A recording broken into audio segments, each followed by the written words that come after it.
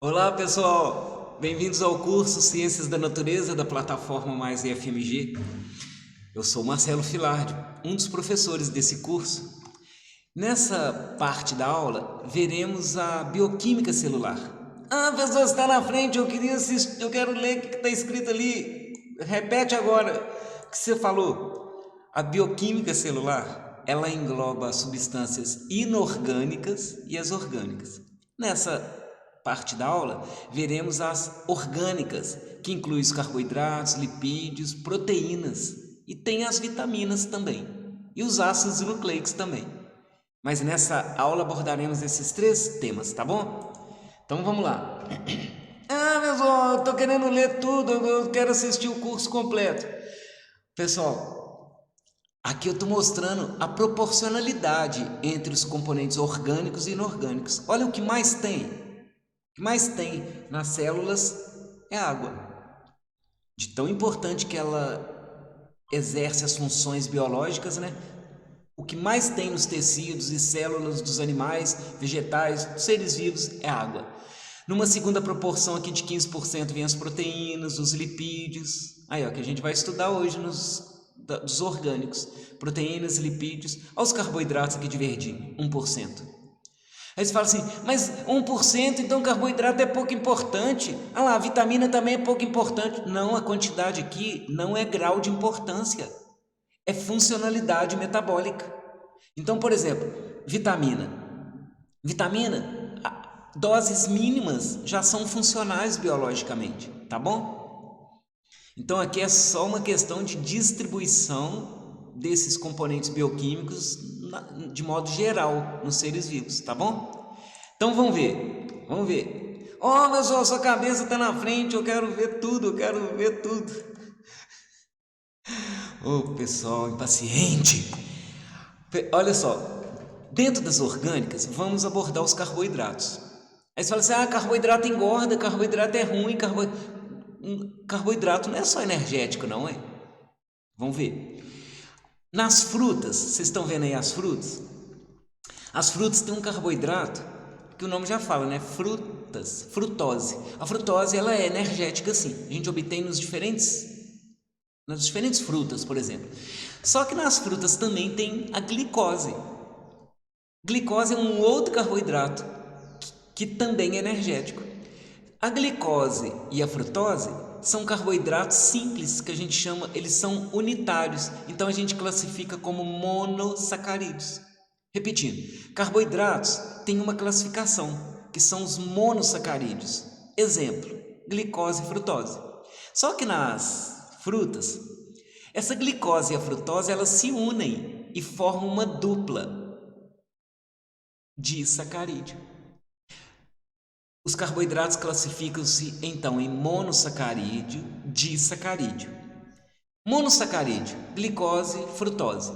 Mas nas frutas há uma junção entre as duas, aí forma uma dupla de glicose com frutose. Aí a gente classifica como disacarídeo. Sabe quem é esse disacarídeo aí? Nas frutas, que a gente até encontra na cana, na garapa. Sacarose, pessoal. Sacarose é um disacarídeo formado por glicose e frutose, que é o açúcar da cozinha, o açúcar da cana, o açúcar do mel. Fica olhando aí, ó, fica olhando aí. O mel tem sacarose, que é uma glicose com uma frutose unidas, tá? Então tá, continuando. Agora vem um monossacarídeo que a gente encontra no leite, laticínios, iogurte. Esse monossacarídeo a gente chama galactose. Só que a galactose, ela une-se à glicose, aí forma um disacarídeo, que nós passamos a chamar de lactose. Lactose é uma dupla, né, de glicose com galactose. Aí a gente encontra nos laticínios e tem função energética também. Olha só agora, o algodão. Você fala assim, professor, mas o algodão a gente não come. Gente, mas quem falou que carboidrato é só de comer, gente? O algodão, ele é formado por uma fibra, a mesma que está aqui, ó, nessa planta. Essa planta aqui tem uma folha que tem uma fibra aqui dentro chamada celulose. Tem planta que faz dessa fibra o que o algodão faz e que a gente usa para fazer roupa. Então, o que que acontece? O algodão, ele é uma fibra de celulose. Sabe o que que é celulose? Ela tem glicose, glicose, glicose, glicose. São trocentas glicoses unidas. Então, não posso falar que é um monossacarídeo nem disacarídeo, mas um polissacarídeo. A celulose, que é uma fibra vegetal, ela é rica em glicose. Então, ela é um carboidrato do tipo polissacarídeo. É energético? Não. Se você comer algodão, comer folha, alface, fruta, você não vai tirar a energia da celulose, porque ela tem função estrutural e não energética, na parede celular das plantas. Ah, então não adianta eu comer vegetal, minha mãe fica mandando eu comer planta, mato, couve, alface. Sabe para quê, pessoal? Que a gente tem que se alimentar desses vegetais folhosos e das frutas em geral? Porque tem vitamina, tem nutrientes, tem água, tem inorgânicos, tem muitos componentes importantes. Só que a celulose que você come lá no gomo da mexerica, a celulose que você come na alface, ela passa intacta no sistema digestório, porque nós não conseguimos degradar a celulose, embora ela seja um carboidrato, viu? E não tem função energética. Vamos continuar, gente, ninguém sai. Que isso, pessoal? Esse besouro em cima desse cogumelo? Eu trouxe esse besouro porque ele é um bom exemplo. Sabe essa carapaça do besouro? Aquela carapaça dura, né? Quando ele bate no vidro, você até assusta, né? Jogaram um tijolo ali. Não, é um besorrinho às vezes. Os insetos, eles têm uma carapaça que é chamada de exoesqueleto e é formado por um carboidrato que não é energético, é estrutural. Quitina. Repetindo, os vegetais, eles têm uma fibra chamada celulose, que é estrutural. Os animais também têm uma fibra estrutural, um carboidrato chamado quitina, estrutural, protetor. Os fungos também têm. Os cogumelos, eles têm um carboidrato estrutural nas células do cogumelo que é chamado de quitina. Olha só, que é função estrutural, é um tipo de carboidrato, polissacarídeo. A quitina é formada por várias glicoses, só que ela não tem função estrutural, ela não tem função energética. Ela tem função estrutural. Não é legal, gente? Ninguém sai. Professor, posso sair da frente que vai aparecer um negócio aí, eu quero ver, você está na frente. Calma, gente. Que isso, gente? Deu até água na boca? Esse pão aqui, essa farinha, que isso, que delícia. Tem até um trigo ali, ó, tem umas bolachinhas. Sabe por que eu trouxe isso aqui? Deu até água na boca? Porque esses alimentos farináceos, eles também têm um carboidrato rico em glicose. Glicose, glicose, glicose, glicose unidas, formam cadeias longas. Então não é monossacarídeo, não é disacarídeo, é polissacarídeo. Sabe o carboidrato do tipo polissacarídeo que está aqui? Amido. Que você encontra no arroz, você encontra no bolo, pão de queijo, farinha de trigo, tá? Tem esse amido, a mandioca, batata. Amido, um polissacarídeo energético. Não é interessante? Então vamos continuar, pessoal. Ah, professor, você está com cara de porco, sai da frente depressa. Ô, gente, saindo dos carboidratos, vamos entrar agora num segundo tema dos orgânicos, que são os lipídios.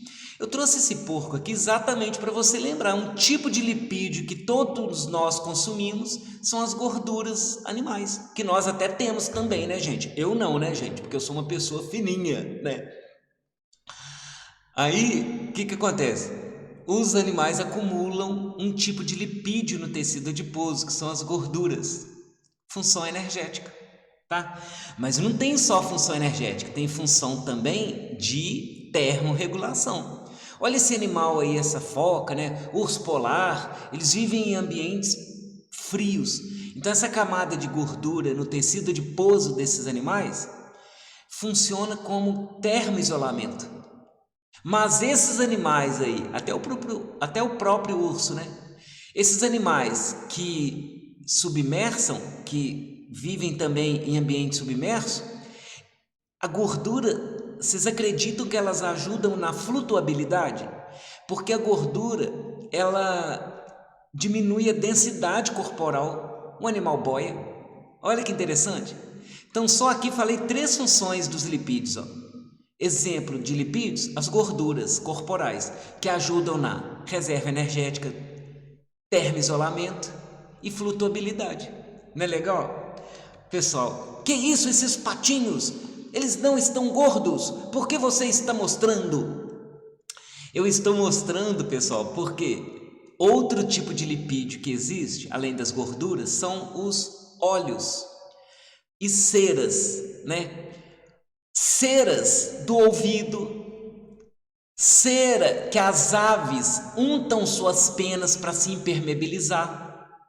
Então as ceras que estão na pena dessas aves ajudam também, de certa forma, na flutuabilidade, porque as impermeabilizam, assim como a cera do ouvido, que ajuda, de certa forma, a impermeabilizar, evitar a entrada de água, né? Então, gorduras e ceras são exemplos de lipídios. Aqui um tipo de cera vegetal que muitas plantas colocam na superfície foliar para evitar a desidratação. Cera da cutícula. Olha que interessante, que adaptação a ambiente com pouca água, tá? Tanto que quando você molha lá a folha, fica até forma aquelas bolinhas, né? Quando um ambiente que está encerado. E, pessoal, você vai ficar na frente, pode sair da frente, pode sair. Pessoal, e queria falar do óleo, que é o último tipo de lipídio, ó. Os óleos, óleo de dendê, de canola, de soja, óleo de algodão, óleo de milho, girassol. Os óleos que são importantes para a saúde, né? Os óleos, eles são um tipo de lipídio que tem função energética lá na semente, por exemplo. A semente faz o óleo para ela retirar energia, para ela germinar. Então, só aqui falei 4 tipos de lipídios, ó. Gorduras animais, óleos vegetais, ceras nas penas e folhas, tá? Olha que interessante. É isso aí, pessoal, vamos caminhando. E aí agora, pessoal, você está na frente, eu quero ver aquele desenho completo, porque eu estou fazendo o curso, eu quero aprender tudo. Calma, gente. O que eu quero te mostrar? Sobre as proteínas, que é o outro componente orgânico que a gente vai abordar nessa aula. Aqui tem um modelo tridimensional, ó, de uma proteína. Tá vendo? Tem umas hélices, não precisa saber isso não. Mas eu trouxe essa proteína para você ver que os cientistas já mapearam essas proteínas, já fizeram toda uma tridimensionalidade dessas proteínas. Essa proteína aqui, por exemplo, é a melanina. A melanina é uma proteína que dá cor à pele, à pena, aos bichos, né? A plumagem, a pelagem, melanina. E você está vendo que eu coloquei aqui um DNA aqui embaixo? Toda proteína, pessoal, ela é produzida sob comando genético. Então você tem que ter isso em mente. O cabelo é proteína. A melanina que está na pele é proteína. A cor do olho, que é a melanina. Tudo que se expressa nos animais é sob comando genético, tá? Aí fica olhando, ninguém sai. Que isso? O que aconteceu com este urubu? Este urubu está branco. Me fala depressa. Pessoal, sabe o que aconteceu nesse urubu? Ele teve fica olhando, ninguém sai. Fica olhando, o que eu vou fazer para você entender? Fica olhando, ninguém sai. Ele teve um defeito, por exemplo, aqui no gene lá do DNA dele, que é uma mutação, pessoal. Se ele teve uma mutação nesse DNA, ou ele não vai produzir essa proteína chamada melanina, ou ele vai produzir essa melanina e ela será degradada. Conclusão, o urubu que deveria ser pretinho, ele fica branquinho e fica albino. Até o olho, eu não sei se está conseguindo ver o olho dele, até o olho dele fica avermelhado, porque a gente vê o sangue, né, lá dentro. Então, esse animal, ele não tem a melanina, ele tem um defeito mutante lá no DNA. Isso prova que, como as proteínas são produzidas sob comando genético, um defeito no gene, defeito na proteína. Olha o resultado aí. Isso eu estou dando um exemplo, pessoal. Um exemplo de defeito proteico, né? Por exemplo, tem gente que não pode beber leite, porque não tem uma enzima chamada lactase. Enzima é uma proteína. Você herdou isso da família. Então, uma mutação no DNA dos ancestrais chegou em você. O seu DNA não produz lactase, você não podia nem mamar. quando você era neném. Tinha que tomar aquelas formulações sem lactose. Que chique, né? Muito legal, pessoal. Essa matéria é muito legal. Ninguém sai. Vamos ver o que vai acontecer agora. Ninguém sai, gente. Vamos ver. Olha só. Que isso? Você trouxe um cavalo? Eu trouxe essa imagem aqui, pessoal, para você ver, ó, a melanina dando cor aí, ó. Onde tem mais melanina, você tem mais cor para castanho, escuro, até ficar preto, por exemplo. Muita melanina. Quando você vai tendo menos, vai ficando mais alourado, né? Fica louro. E quando você tem nada, fica branco, tá? Mas por que eu trouxe esse animal aqui também? Porque tem uma outra proteína que é além da melanina. Tem uma proteína aqui que chama queratina, que é o pelo. O pelo, pena. A pena também é queratina. O bico, escama de peixe, das aves. Pelo, pena, bico, escama, espinho, espora. Isso tudo são proteínas do tipo queratina. E a coloração, ó, o jogo de melanina que você distribui aí, você dá coloração. Mais escuro, mais claro, esverdeada, loura, tipo olho verde, né? Cabelo ruivo. Esse cavalo aí é ruivo, ó, por exemplo. Cavalo ruivo, gente. Continuando. Que isso? Que boi forte é esse? Tá vendo esse animal musculoso aí? A musculatura é formada por dois tipos de proteína. A quitina e miosina, que são proteínas contráteis. Entendeu? Olha só que importância de proteína. Só aqui eu já falei 3 funções. Melanina, que dá pigmentação, a plumagem e pelagem. A queratina, que está presente na plumagem, na pelagem, nos bicos, né? E proteína com função contrátil na musculatura. Então o coração bate, o músculo do bíceps, o útero, a língua, tudo é formado por essa proteína contrátil. E que a gente até come, né? A musculatura. Tem gente que come língua de boi, gente. Tem gente que gosta. É proteína, né? Continuando. Ah, mas você está na frente da mão. Pessoal, tá vendo essa mão aqui, ó? Repara que é uma mão de uma pessoa idosa. Repara que aqui nós temos aqui, ó, uma perda da elasticidade da pele, né? Com a idade a pele vai enrugando. Isso é perda, né, da elasticidade de uma proteína da pele. Uma proteína que dá cola. Ela faz uma colagem nos tecidos. Colagem. Fala, gente. Colagem. Fala. Colágeno. O colágeno. Pega o frango com a mão assim, quando você estiver comendo frango, você vai ver sua mão colando. Aquilo é colágeno. Gelatina, pessoal. Colágeno é uma proteína que dá consistência à pele, né? Que tem muito na gelatina, por exemplo. Então estou mostrando isso para vocês verem que com a idade esse colágeno vai tendo ali uma baixa concentração nos tecidos e vai perdendo essa elasticidade da pele. Repara que essa pessoa aqui até machucou. Pera aí, ela machucou? Vamos ver o que aconteceu? Fica olhando, gente. Olha aqui, tá vendo que ela machucou e tá com curativo? Deixa eu tirar esse curativo, ó. Pá! Entendeu? Tirei o curativo. Mas por que eu estou mostrando isso aqui, pessoal? É porque essa pessoa machucou. Aí você fala assim, então se ela tem colágeno vai demorar a cicatrizar. Às vezes acontece. Por isso que tem que dar gelatina. Por isso que nos hospitais eles dão muita gelatina, gente, para ajudar na cicatrização. Mas por que eu trouxe essa ferida? Para mostrar que nós temos também um outro tipo de proteína. Olha só quantas funções que ajudam no processo de coagulação.